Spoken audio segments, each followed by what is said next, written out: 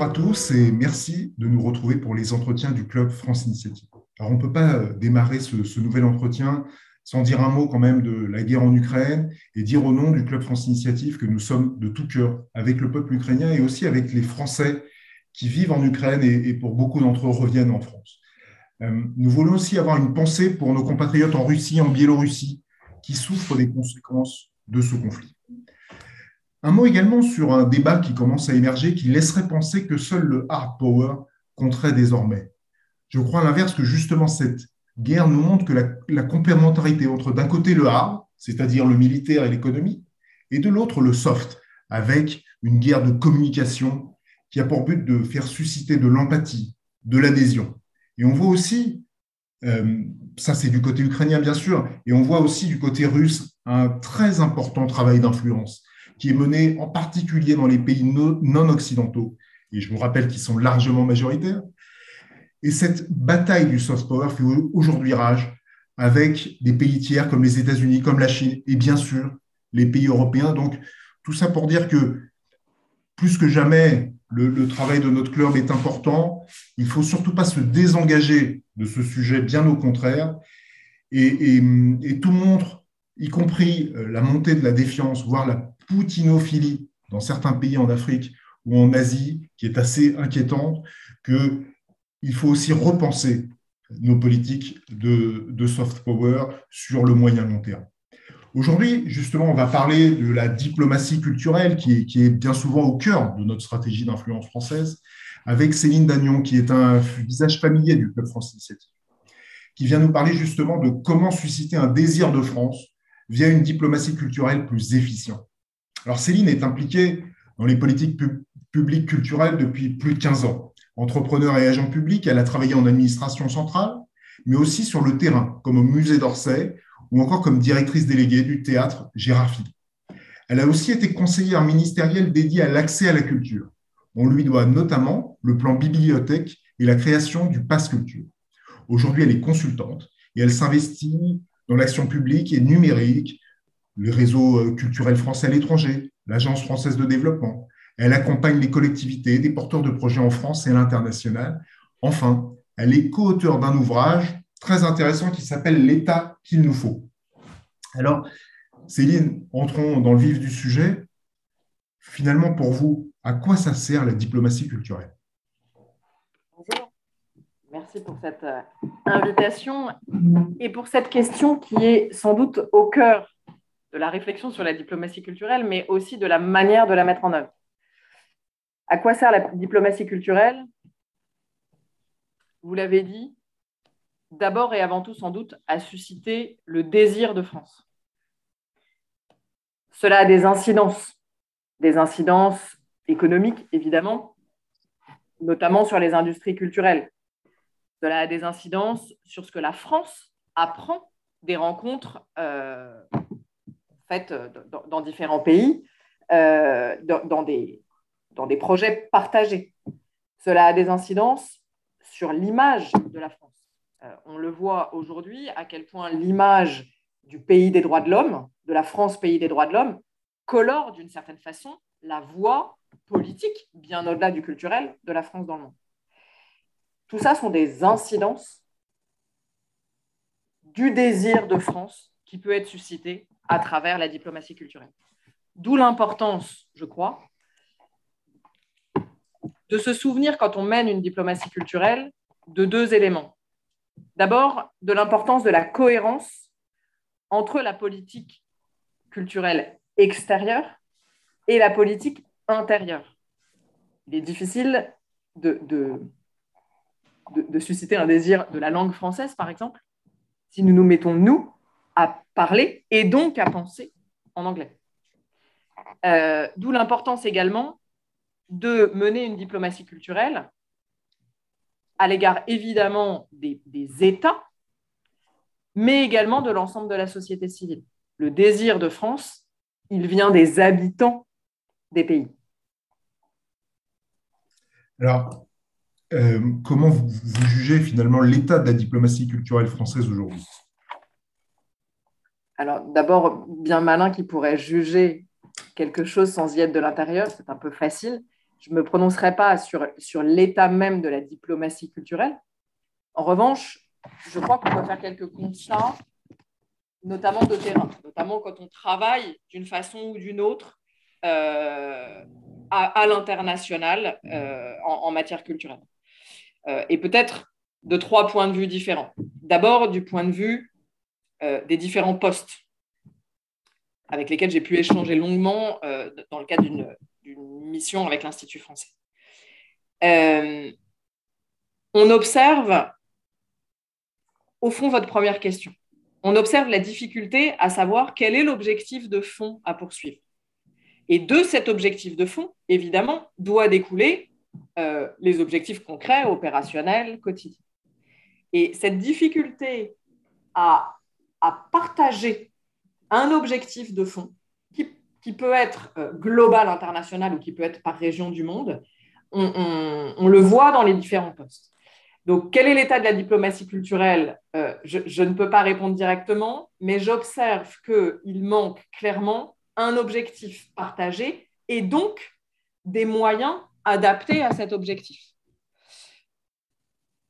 On observe également une difficulté, un grand écart entre tout ce qui est demandé et les moyens qui sont apportés, des moyens qui sont extrêmement variables en fonction des postes, des pays du monde, etc., et qui appellent probablement une autonomie, en tout cas une capacité d'agir accrue de la part des postes. La deuxième observation, elle est plutôt du point de vue du terrain. Je monte aujourd'hui un certain nombre de projets culturels, de transmission, avec une difficulté énorme à savoir comment toucher la société civile. Et on en revient à une problématique qui n'est pas que liée à la diplomatie, qui est liée à la puissance publique de façon générale. C'est un des sujets dont on parle dans le livre.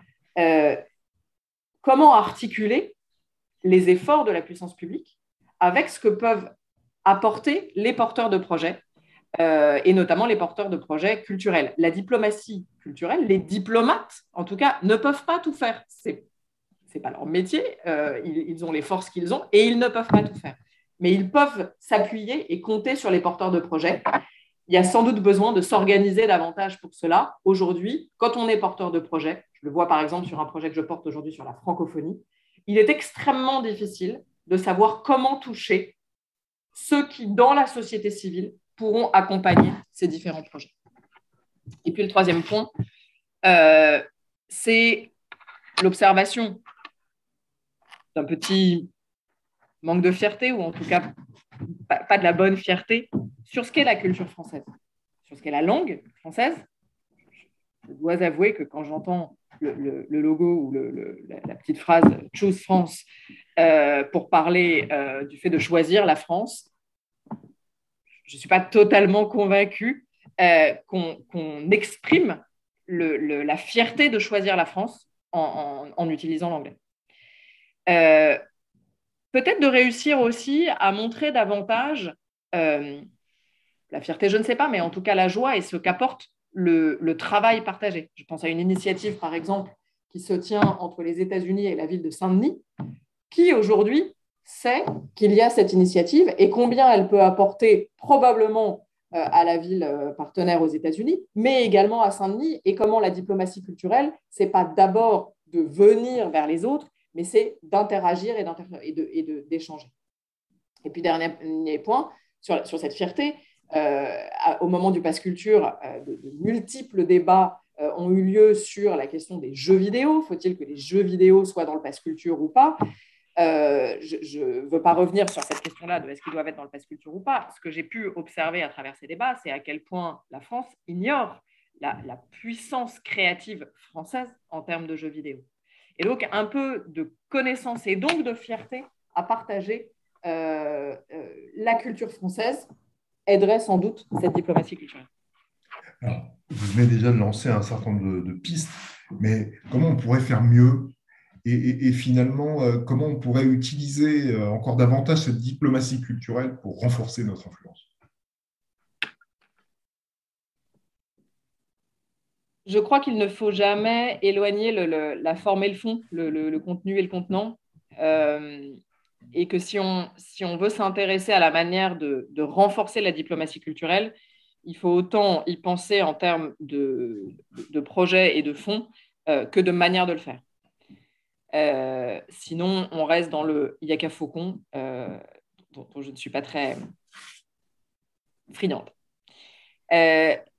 Du coup, la première des choses, probablement, c'est effectivement de renforcer la capacité d'agir des postes, d'une part, et par là même des porteurs de projets, d'autre part. De travailler sur la capacité d'agir des agents publics français à l'étranger et de travailler sur une meilleure articulation entre la puissance publique et les porteurs de projets privés, que ce soit des porteurs, des agences d'ingénierie, etc., ou que ce soit des acteurs culturels, très souvent publics ou parapublics français, qui font des choses ou qui peuvent proposer des choses à l'étranger. Donc, cette articulation puissance publique, porteur de projets privés, au sens le plus large possible, on pourrait le dire autrement, cette articulation puissance publique, société civile, et donc le faire par une capacité d'agir accrue des postes. Je parle de cette capacité d'agir poste par poste, mais également région du monde par région du monde, en articulant probablement davantage aussi la manière de travailler par région du monde et de permettre aux postes de parfois mieux se connaître, de s'entraider en fonction des objectifs précis par région du monde. Ça, c'est sur le cadre général. Le deuxième des 3 points que je voulais proposer ici, c'est de regarder quelles sont les forces sur lesquelles on peut s'appuyer.